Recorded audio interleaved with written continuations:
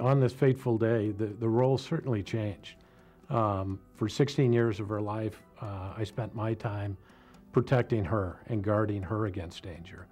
And in this particular case, she had come to my rescue. We got on the boat, my uncle's boat, and we started to go back. And we realized that, oh, we're hot, we wanna take a break. And my dad was the first one to jump in off the side of the boat to cool off, and we all thought it was a good idea to follow.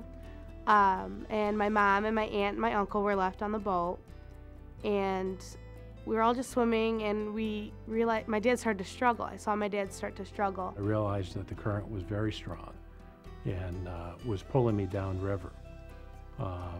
Mandi jumped in the water. My brother-in-law jumped into the water when he realized that I was having difficulty staying afloat. My mom started throwing life jackets in, but the life jackets went every which direction. And I finally got a hold of one. I swam over to one and got one, and I brought it back to my dad. I was finding it very difficult to stay afloat and had an extreme fear that I was literally going to drown. The fear got even greater when I saw Mandi swimming towards me with a life vest. It was at that point that I was convinced that we were both going to die.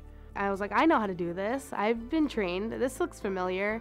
I can do this, and it all clicked.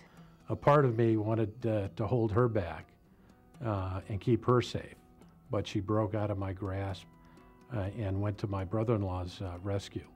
She didn't have a life vest at the time, but she was able to come up from behind him, get him elevated above the water, and relax him at that point. And I think he felt at that point that he was safe.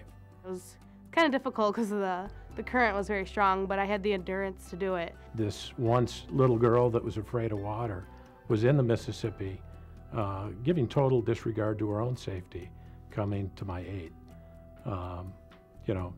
She's a good kid, but since that point, the relationship has been different.